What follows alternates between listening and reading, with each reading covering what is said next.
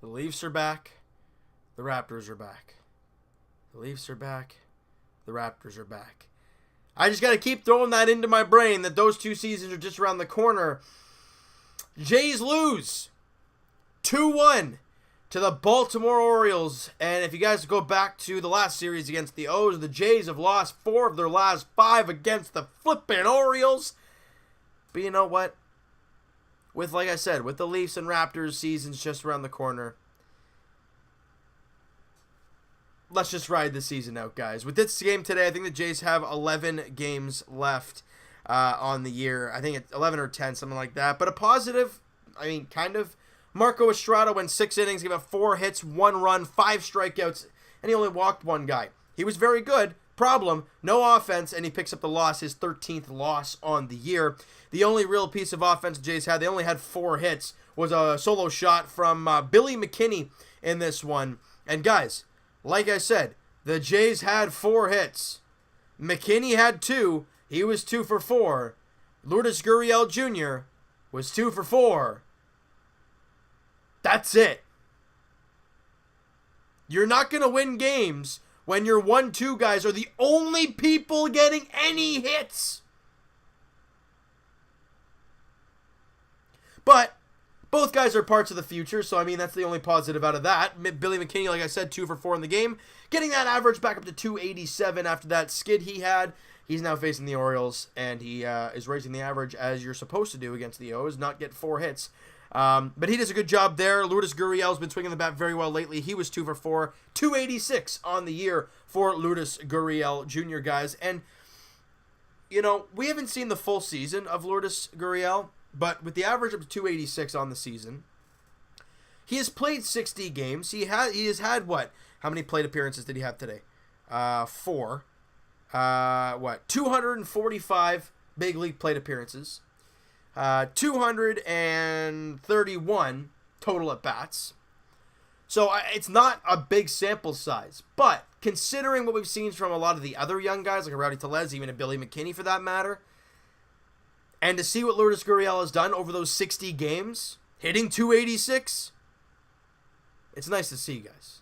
It really, really is. And from what I look at when it comes to Lourdes Gurriel, is he's a great hitter. He's got one heck of an arm. Can he be a little erratic at shortstop? Yeah, I think at times. But for the most part, he's really, really sound. He's a great player. And as they always say every time he does something great, he will be on this team for a very long time, obviously with the contract that he has as well. But he is that good that he can get the job done for this team on a consistent basis, and he will find a spot anywhere, whether it be shortstop, whether it be third base at times, second base at times. I don't know. He'll probably have to learn some other positions with obviously Bichette and Guerrero coming up. Now, will Bichette hit 300 at the big league level? I don't know. We never really know. Will Vladdy Jr. do that? We expect it. Will it? We haven't seen it yet, right? So with Lourdes Gurriel, you're going to have that type of guy there to kind of back those guys up. Now, is there any positives out of the bullpen? Danny Barnes gave up 1 hit and an earned run, so if you want to look at that, not a very good opportunity there. Tim Mayza came out, faced 1 batter, gave up a hit, and struck out a batter. So his scoreless inning streaks continue. And yeah, he gave up the hit that gave up the run, but right down to 3.55 for Ryan Tepera is the next pitcher. But Tim Mayza, through that third of an inning, dropping his ERA to 3.55. Very good season for Tim Mayza. And again, I will keep saying it, he's a guy that I think should be one of the lefties, if not the lefty, out of the bullpen for the Jays next season. Why not? And Ryan Tepera came out for a clean inning there in the bottom half of the 8th inning. No hits, no walks, and a strikeout. ERA of 3.77 for Ryan Tepera. The finale is not over. The Jays at least win the series. I think I said earlier they still have the finale or something going on, or something, I don't know, something along those lines. Guys, tomorrow the Jays come home for their final homestand of the season. They face the Tampa Bay Rays for 4 games, and then the Houston Astros for 3. And then I think they go to Tampa for 3, and that is it. Guys, the season is winding down. We're almost there. Let's just get through it together. Guys, if you're trying to find positives, tomorrow's not a thing to think about. Sam Gaviglio goes to the mound tomorrow against the Tampa Bay Rays, guys. I mean, if you want to talk about parts of the future, I don't know if Sam Gaviglio is a part of that. Game 2 of the series, guys, goes on Friday night. Sean Reid-Foley gets the start.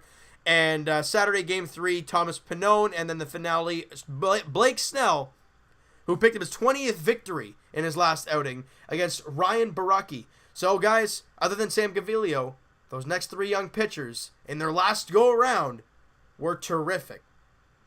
So what are we going to see in their second straight outings? Are they going to do great, or are they going to have some trouble? I mean, the Tampa Bay Rays are a good team, but this team, I mean, a couple of those guys did against the Yankees. So it's going to be very interesting to tell what happens with these young guys. But first up, tomorrow, guys, tomorrow night, I think it is, right? It's a night game tomorrow. 7:07 first pitch at Rogers Center.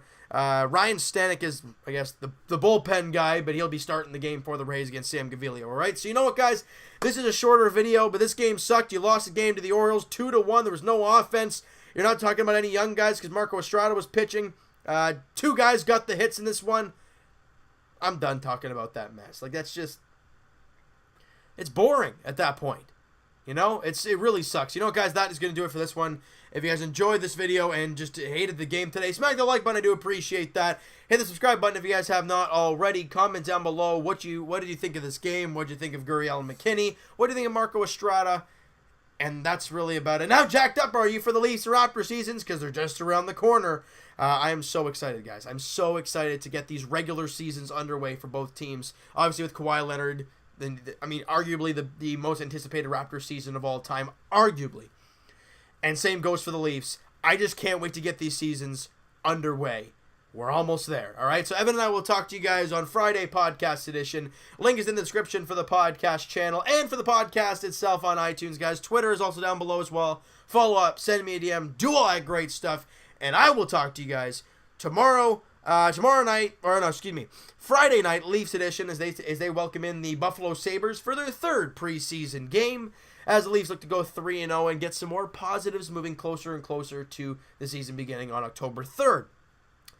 And we'll talk to you guys, Jays edition, I guess, tomorrow night as the Jays look to get back in the win column against the Tampa Bay Rays in their final home stand of the season. Game 1 of the 4-game series goes tomorrow night. Ryan Stanek on the mound for the Rays, the opener against Sam Gaviglio, 7:07 first pitch at Rogers Center. We'll talk to you guys then.